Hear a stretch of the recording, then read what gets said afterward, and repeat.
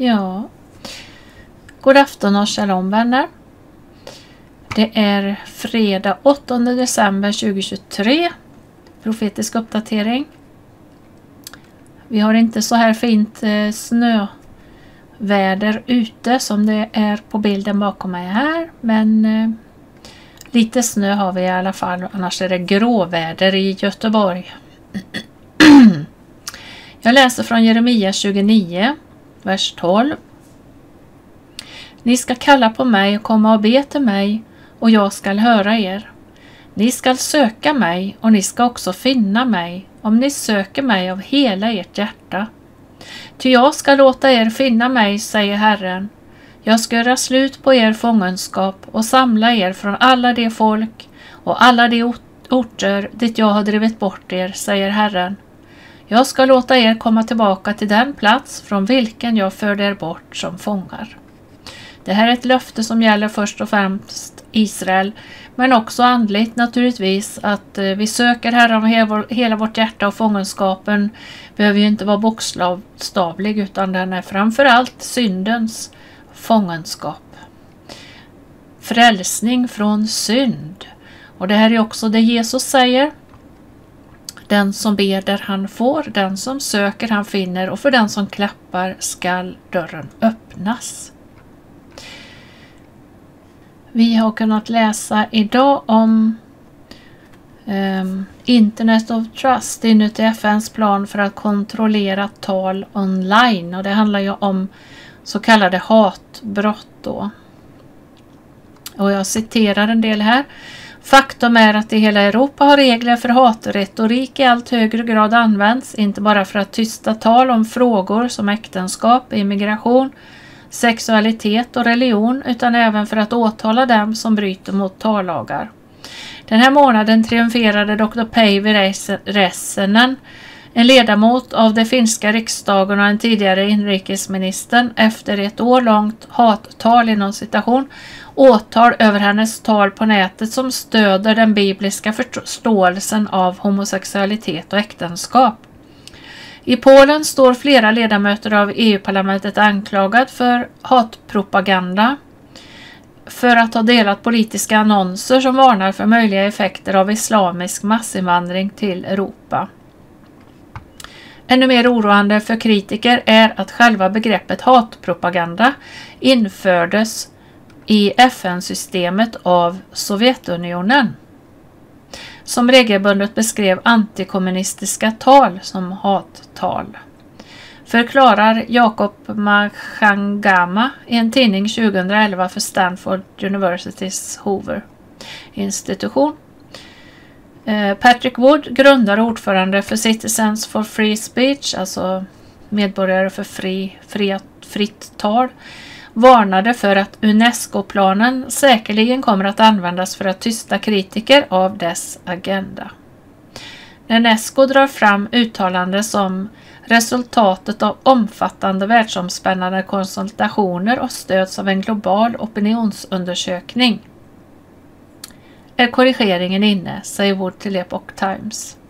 I det här fallet kommer det att leda till en syndaflod av globala program för att censurera tal som anses strida mot dess agenda. Ja, och UNESCO har ju redan gjort sig känd för en antikristen agenda, och det lär nog fortsätta utför på den vägen. Och vi vet ju att det här som vi redan läste här har drabbat kristna. Vi är medvetna om det. Men vi fortsätter så länge Gud håller öppet. Så länge vi kan och får. Och framtiden, den får vi lägga i Guds händer helt enkelt. Om vi ser till Israel så är ju ondska aldrig Guds vilja. Men det viktiga är att vi ser och förstår att Gud låter det onda få tjäna hans goda syften. Det ser vi genom hela Bibeln. Och så många gånger som det är just lidande och svårigheter som gör att vi vänder oss till Gud. Det är vad som händer i Israel nu. Många vänder om till Herren sin Gud. Många söker Israels Gud, Bibelns Gud. Det är väldigt mycket som händer och det berättas om många under, många mirakler i Israel. Och vi kommer att berätta mer framöver. Jobb 36 och 15 läser vi: genom lidandet vill han rädda den lidande och genom nöd öppna hans öra. Så Gud han tillåter ju ibland saker hända för att väcka oss. För att få oss att tänka på vad är det som är nödvändigt, vad är det som är viktigt, vad är det vi ska prioritera. Så ska vi också komma ihåg och uppmuntra varandra, fortsätta be för det som händer. Vi har alla mycket att be för, självklart. Men det är kristna runt om hela jorden nu som ber för Israel och som ber för judarna.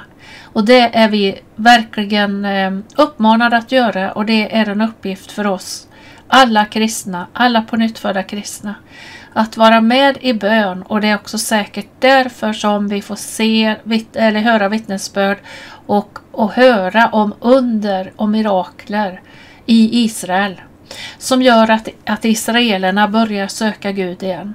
Många som var bortvända helt, de börjar vända tillbaka. Och vi ber också som alltid att de ska finna Messias, Jeshua, Jesus. Amir han skrev idag: antisemitismen är djupt rotad i kyrkan. Gud prövar, renar nu och kommer snart också att separera. Som kristen har du inte möjlighet att motsätta dig Guds folks existens i deras gudagivna land i enlighet med hans löften och planer.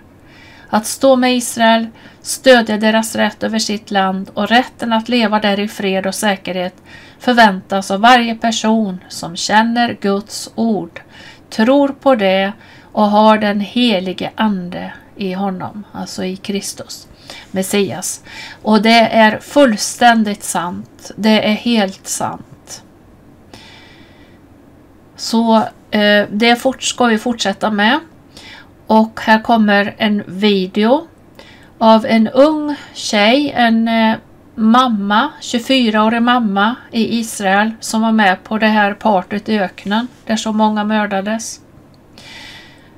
Och hon blev känd för en video som hon la ut på nätet. Hon blev känd som kvinnan i rött, tror jag det var de sa. Och de visste inte vem hon var. Överlevde hon? Klarade hon sig? Kom hon undan? Hur gick det med henne?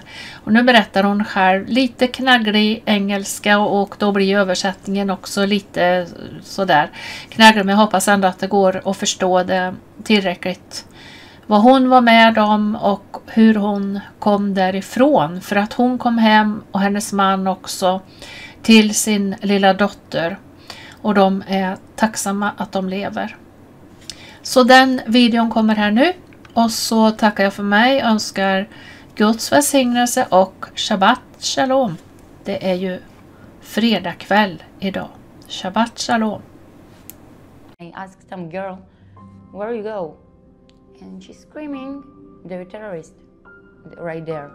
The car before me stops, the man try to run from the car, and they shoot him. Many people died there. Many people. She became known as the Lady in Red and was one of the most hauntingly iconic images from the October 7 massacre in Israel. For weeks, the world has wondered if she survived the attack on the Supernova Festival, where Hamas gunmen killed 340 people and took 40 hostage. Now Mail Online has found her, and for the first time, Vlada Patapov, a 25-year-old Ukrainian-born mother of one who lives near Ashdod in southern Israel, tells the harrowing story of how she survived. At night, we're going to the party. Usually that party starts from the night to the other evening. And we came there at 3, at 6, and at 6:30, it was very, very cold. So I told Mai, let's go and lay on a blanket, and something doesn't feel right. And I heard from many people that something in the day really don't feel right. I am usually going dancing, and there I don't feel like this. I want to go and lay. And then we have in Israel some application apps that shows you when rockets go. So we have the So I have it all time in 7:29. I have the first siren in the phone. So we're going to the car, starting to look where our car is, because so many people trying to go out, and it was like starting to be some little chaos. And after 20 minutes, I think, from everything that started, I found the car. I going to the car and I heard 3 or 4 shots. It would be the first time, I think, that they threw so many rockets. Like it was something unusual. The party was in an open field, okay? And to go out from the party, there is only one way, one road. We're driving something like 6 minutes, and I see that car stopping, like everyone stops. And I opened the window and I asked some girl, "Where you go?" And she's screaming, "They're terrorists," right there. The car before me stops, the man try to run from the car, and they shoot him. I see a big savannah, white savannah, a car, and they were in half a uniform of our soldiers. There is nowhere to drive because everyone just stopped their cars. We don't have where to go. Like the road is blocked, and they start to scream that there are terrorists from the other side too. So we blocked. All this, still rockets. It was without stopping. And then I remember there was a safe place. We have it a lot in Israel because of the bombing.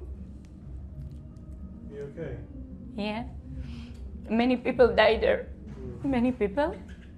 In the shelter? Yeah, in the shelter.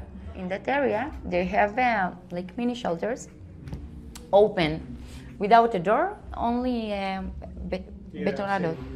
Yeah. And so we being there next to the policeman, and then was a moment that the policeman looked at all of us and just scream, "If you wanna be safe, you just need to run to the field. It's above the street." We looked one in each other. I want to stay there, and thank God that I didn't. And we go back to the car, and then we see 200, 300, like they were 50, 60 from any side. Terrorists? Yeah. And then they start to just driving and running, and in motorcycles, in savanot, in white tenders, just going to in the field and shoot everyone. Like, I don't know even how to explain it, like a chicken. They just driving and shoot everyone. So I go out from the car, Matan go out from the car from the other side, and Mai from behind. And I just sit like this under the tree, the first tree that I have next to me. And then some boy tells me, "Hey, you wanna come here? You wanna?" Of course. And he opened the door, and you can hear one of the boys behind screaming, no, don't stop her, just drive." And he stopped me. And then Mai saw me.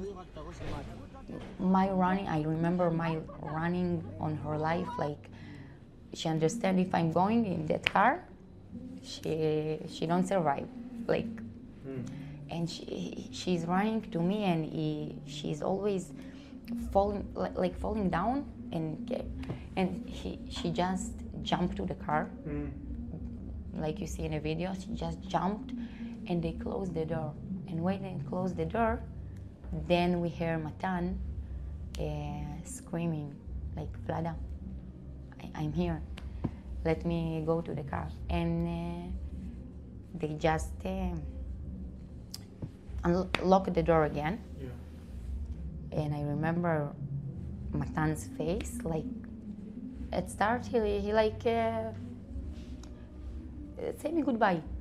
You understand that's it. We were in a car, 8 people, in a mini Kaya Picanto.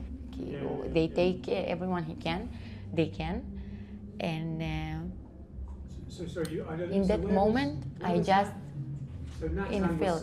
Yeah, Matan saw us. Matan saw us going to the car, and 2 meters from us, he started running to us, and he just like screaming, Vlada, Vlada, don't. And I can't, because Mai jumped on me, and they shut the doors. I was like this in the car, and I can't open even the door. And I don't know who from us is going to survive and come back to our daughter.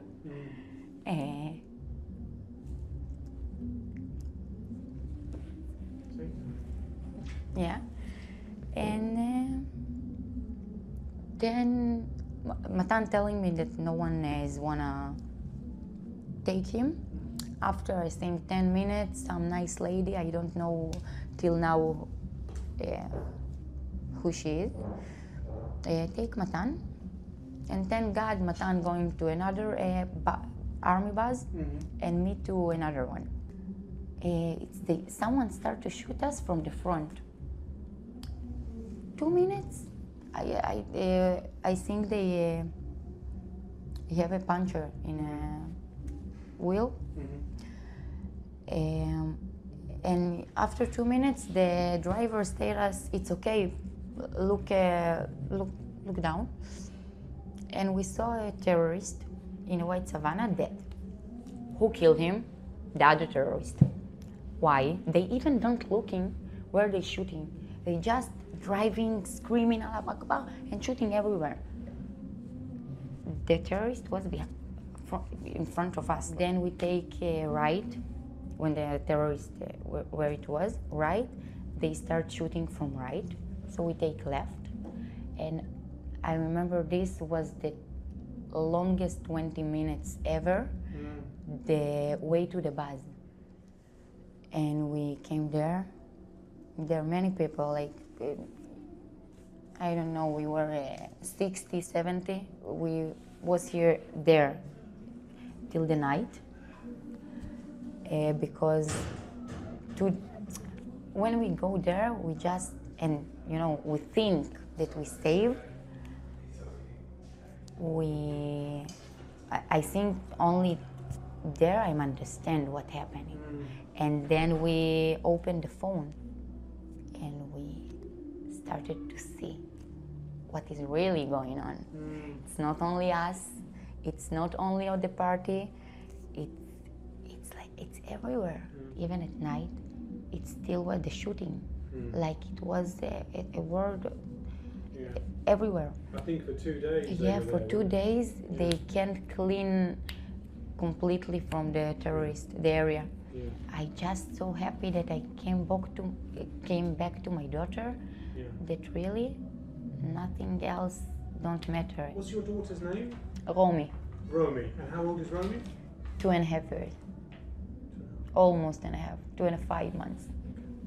When you saw Romy, you must have just given her a massive cuddle, huge hug. I think there, before in a base, when I called my father, and I have a Ukrainian father, and I tell him, Dad, everyone dead, everyone is dead.